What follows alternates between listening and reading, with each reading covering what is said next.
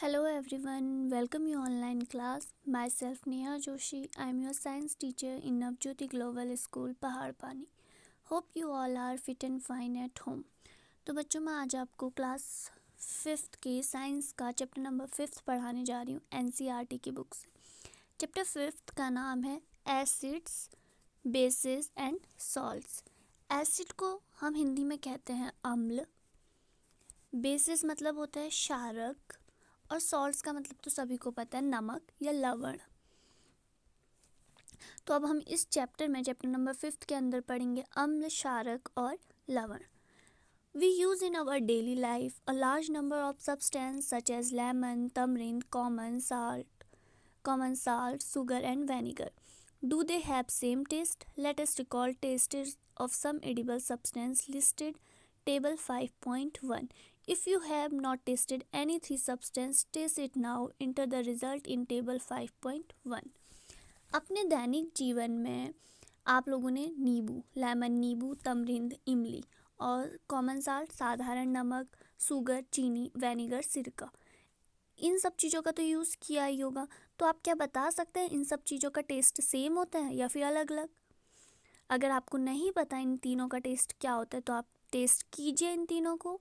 और जो हमारी टेबल 5.1 है इन सब जितने भी हमें सब्सटेंस दिए इन सब चीज़ों को टेस्ट कीजिए और बताइए कि इनका टेस्ट कैसा है.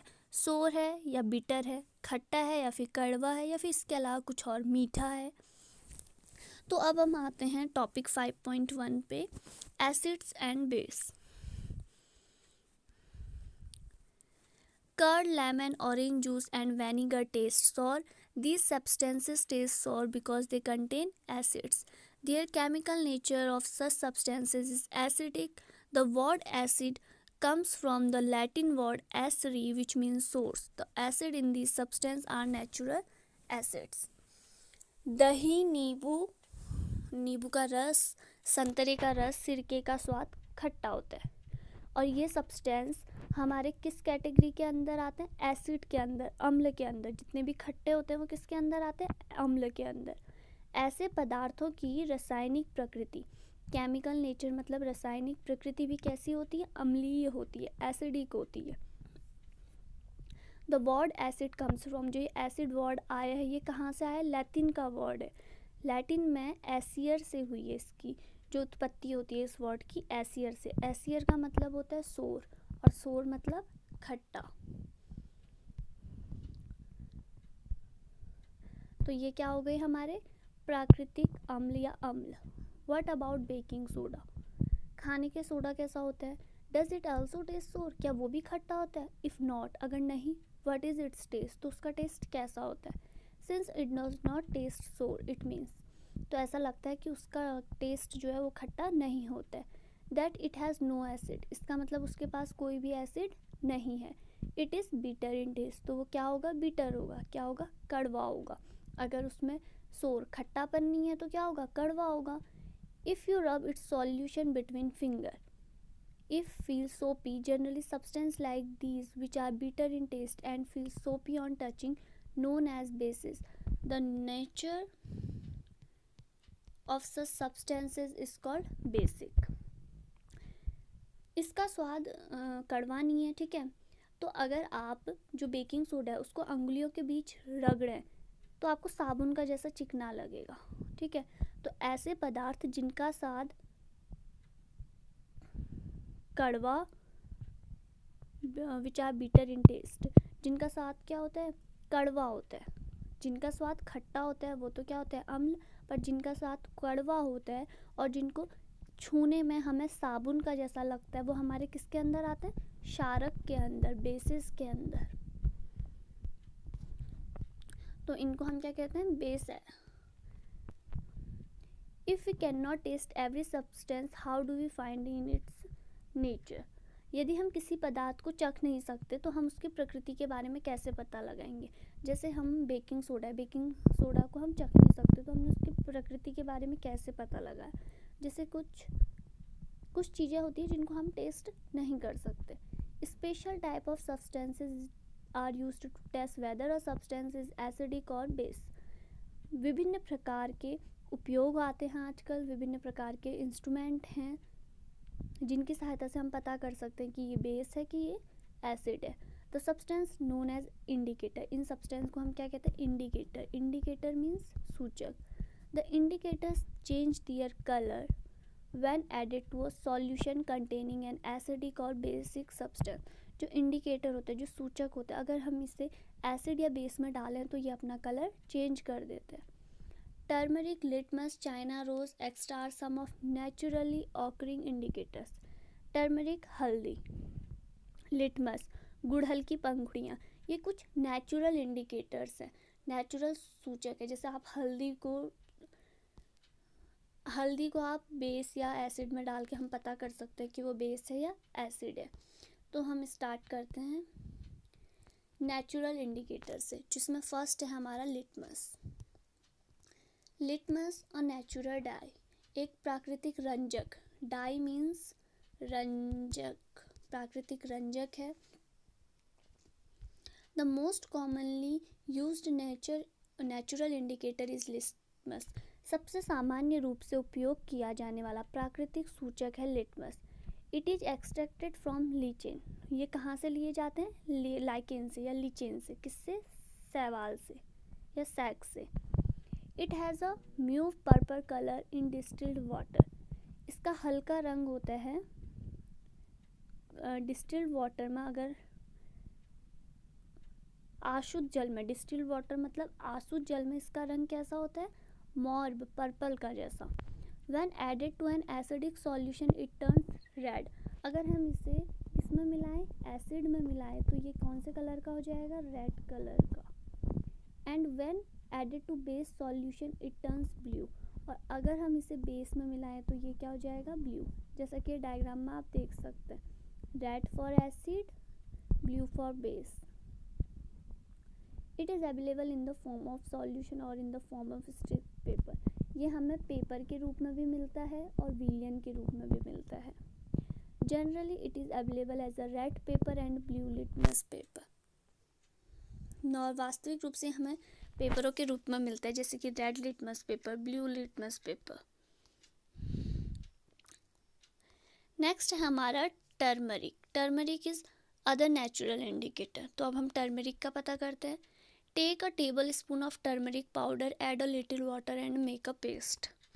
एक चम्मच हल्दी पाउडर लीजिए, इसमें थोड़ा सा पानी मिलाकर पेस्ट बनाइए। Make turmeric paper by depositing turmeric paste on blotting paper, filter paper and drying it. Cut thin strips of the yellow paper obtained. Blotting paper होता है एक शाही सोख्ता, या फिर आप इसे फिल्टर पत्र भी, ठीक है। हल्दी का पेस्ट लगाकर हल्दी पत्र बनाइए। ब्लॉटिंग पेपर पे या फिल्टर पेपर पे हमें हल्दी का पेस्ट लगाना है, तो वो हमारा क्या बन जाएगा? हल्दी का पेपर। और फिर इसे सुखा लीजिए। फिर इसकी पतली पतली स्ट्रिप्स, पट्टियाँ काट दीजिए। Put a drop of a soap solution on the strip of turmeric paper. फिर जो हल्दी की हमारे पास पतली पट्टी है, उस एक पट्टी को लीजिए, उसमें आप क्या करें? साबुन का विलियन डालिए और देखिए कि आपको क्या मिल रहा है। जैसे कि यहाँ पे डायग्राम में दिखा है, देखो, टर्मरिक पेस्ट, सोप सॉल्यूशन। तो इस तरह हम सोप टर्मरिक का भी यूज़ करते हैं।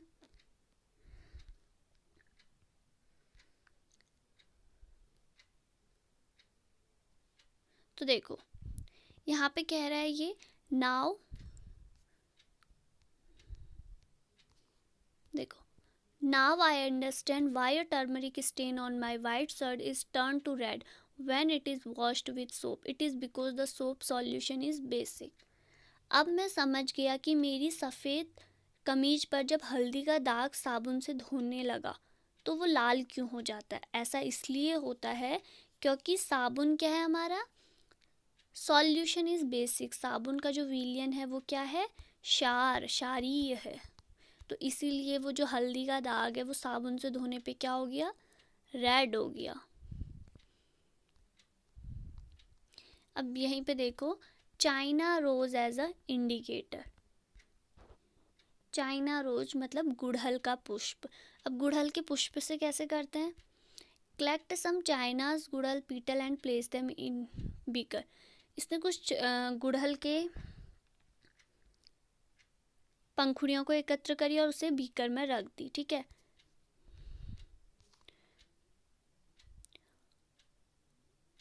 Add some warm water, और उसमें क्या मिलाया, गर्म पानी मिलाया। Keep the mixture for some time till water becomes colored, और मिक्सचर को ऐसे ही रहने दो जब तक कि उसमें क्या हो जाता है, कलर नहीं आता है। Use the coloured water as an indicator, और जिस ये कलर्ड वाटर इसको एज एन इंडिकेटर के रूप में यूज़ करो।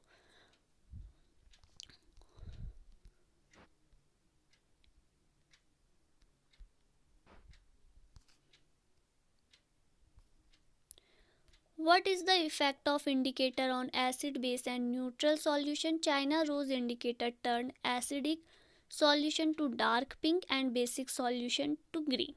जो गुड़हल की पंखुड़ियाँ या जो गुड़हल की पत्तियाँ होती हैं वो हमारे अम्लीय में गुलाबी रंग देती है और क्षार को क्या कर देती है, हरा कर देती है। तो हम यहाँ पे डायग्राम में देख सकते हैं, अम्लीय क्षार को क्या कर दे रही है, ये है हमारा इंडिकेटर। जो ये था हमारा इंडिकेटर, गुड़हल की पत्ती का रंग कैसा है, हल्का पिंक, और जब इसने इसे एसिड में मिलाया तो ये कलर ऐसा हो गया, और जब इसने बेस में मिलाया तो हरा हो गया। तो इस तरह हम देख सकते हैं कि लिटमस पेपर और ये चाइना रोज़ और टर्मरिक से हम कैसे पता करते हैं। नेक्स्ट है हमारा topic neutralisation.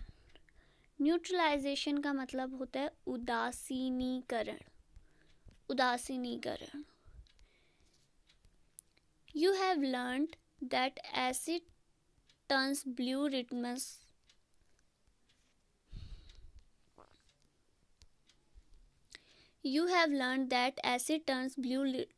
red and base turns red litmus blue. आपने पढ़ा है कि एसिड क्या करती है, ब्लू को रेड कर देती है, और जो बेस होता है, जो क्षार होता है, वो रेड को ब्लू कर देती है। We are going to use indicator you have not used so far. It is called phenolphthalein.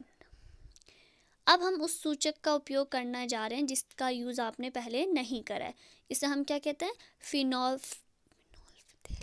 फिनोल्फथैलीन। फिनोल्फथैलीन।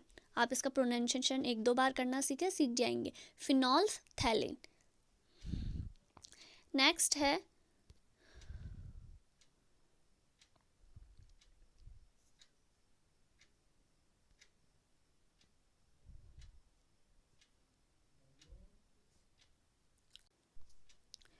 Next है हम यहाँ पर से देखते हैं, ये एक्टिविटी आपको अभी करा नहीं सकते हैं, तो हम यहाँ पर से देखते हैं।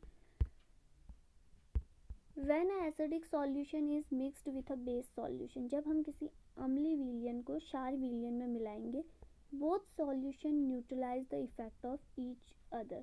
तो वो दोनों सॉल्यूशन क्या करते हैं, they both neutralized, वो क्या करते हैं, दोनों विलयन एक दूसरे को प्रभाव को उदासीन कर देते हैं। When an acid solution and base solution mixed in suitable amounts, जब हम इनको उचित मात्रा में मिलाएं, the both acidic nature and the acid and basic nature base are destroyed. तो जो एसिडिक का एसिड था और जो बेसिक का बेस था वो क्या हो जाता है, नष्ट हो जाता है। The resulting solution is neither acidic or nor base. तो जो हमें लास्ट में रिजल्ट मिलता है वो ना ही हमारा अम्लीय होता है और ना ही हमारा क्षारीय होता है। Touch the test tube immediately after neutralization. तो आप जब हमारा ये ऐसा हो जाता है तो उसके बाद हम तत्काल परख नली को स्पर्श करें तो आपको क्या फील होता है, व्हाट डू यू ऑब्जर्व, तो आपको क्या अनुभव होता है। In neutralization reaction heat is always produced और evolved. The evolved heat raised the temperature of the reaction mixture. उदासीनीकरण अभिक्रिया में सदैव ऊष्मा निकलती है या फिर निर्मुक्त होती है। निर्मुक्त ऊष्मा से अभिक्रिया मिश्रण का ताप बढ़ जाता है। जो निर्मुक्त ऊष्मा होती है, जो हीट इज इवॉल्व्ड होती है, इवॉल्व्ड हीट से क्या होता है, टेम्परेचर बढ़ जाता है। In neutralization reaction a new substance is formed. उदासीनीकरण अभिक्रिया में एक नया सब्सटेंस बनता है जिसे हम क्या कहते हैं, salt. Acid plus base make क्या करते हैं, क्या बनाते हैं दोनों मिलकर, साल्ट। सॉल्ट में भी एसिडिक, सॉल्ट क्या होता है, अम्लीय, बेसिक और न्यूट्रल इन नेचर, पर वो क्या होता है, लवण अम्लीय और क्षारीय अथवा उदासीन प्रकृति का होता है। तो हम ये जो यहाँ पे रिएक्शन है, the reaction between an acid and base is known as neutralization. Salt and water are produced in this process with evolution of heat. तो ये हमारी न्यूट्रलाइजेशन के प्रोसेस के अंदर हुआ। एसिड प्लस बेस क्या मिला हमें, सॉल्ट और नमक और पानी, और उसके साथ क्या हुई, हीट इज इवॉल्व, निर्मुक्त हुई। द फॉलोइंग, तो आपको इसके अलावा एक और एग्जांपल दिए, जैसे HCl प्लस सोडियम क्या बना, सोडियम हाइड्रोक्साइड। देखो HCl प्लस सोडियम हाइड्रोक्साइड क्या बन रहा है आपका, HCl plus sodium hydroxide NaOH। तो ये मिलकर हमारा बना रहे सोडियम क्लोराइड प्लस वाटर। अब आता है हमारा न्यूट्रलाइजेशन इन एवरीडे लाइफ, दैनिक जीवन में उदासीनीकरण के एग्जाम्पल। तो आप देख सकते हैं यहाँ पे क्या है एग्जाम्पल इसके, 4 मेन एग्जाम्पल है। Indigestion, ant bite, soil treatment, factory वेसेस।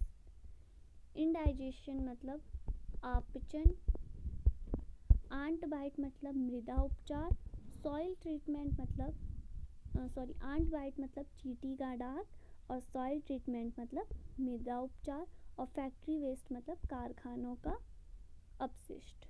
तो आप इनके अंदर पढ़िए, आपको पता चलेगा कि इनमें कैसे उदासीनीकरण की अभिक्रिया हो रही है। तो अब हमारा कीवर्ड्स है इस चैप्टर के, acid, acidic, base, basic, indicator, neutral, neutralization and salt. Acid मतलब हो गया हमारा अम्ल, बेसिक मतलब क्षार, एसिडिक मतलब अम्लीय, और आपका इंडिकेटर क्या होता है, सूचक, न्यूट्रलाइजेशन उदासीनीकरण, और सॉल्ट मतलब लवण। तो अब देखो इसके एक्सरसाइज, ये चैप्टर बहुत इजी था, इसमें हमने क्या पढ़ा, एसिड और बेस के बारे में, और उन दोनों से मिलकर हमारा सॉल्ट कैसे बनता है। तो आप एसिड और बेस में डिफरेंस बता सकते हैं, फर्स्ट क्वेश्चन हमारा इसी पे डिपेंड है। इसी तरह आप सेकंड है हमारा, ammonia is found in many household product such as window cleaner, it turns red litmus blue.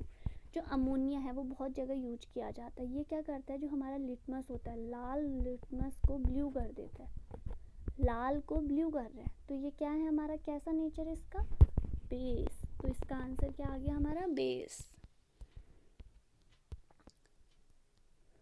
Next है, name the source from which litmus solution is obtained, what is the use of solution. ये अभी हमने पढ़ा है इससे chapter में, आप इसे दोबारा देखिए और बताइए कि कौन सा सोर्स है जिससे हमें लिटमस सॉल्यूशन मिलता है। इज द डिस्टिल्ड वाटर, जो हमारा आशुद्ध जल होता है वो क्या है, एसिड है या बेस है या न्यूट्रल है, ये भी आप इजीली बता सकते हैं। देन आफ्टर इस क्वेश्चन के फिलअप हैं, सॉरी फिलअप तो इसमें है नहीं। फिफ्थ क्वेश्चन आपका इसका बहुत इजी है, न्यूट्रलाइजेशन, ये अभी हमने पढ़ा था और एग्जाम्पल भी यहाँ पे है, देखो ये इसके आंसर में है, एग्जाम्पल भी आपको यहाँ पे दिया हुआ है। और ट्रू एंड फॉल्स आप कर सकते हैं। तो इस चैप्टर में हमारा ज़्यादा कुछ नहीं है, ये बहुत ईजी है। हमें इसमें मेन है आपका एसिड क्या होता है, बेस क्या होता है, न्यूट्रलाइजेशन क्या होता है, और फिर लिटमस, जो नेचुरल लिटमस है, लिटमस का इसमें मेन रोल है, जो इंडिकेटर्स हैं, इंडिकेटर्स के बारे में। तो ये था हमारा chapter number 5, acid, base and salt.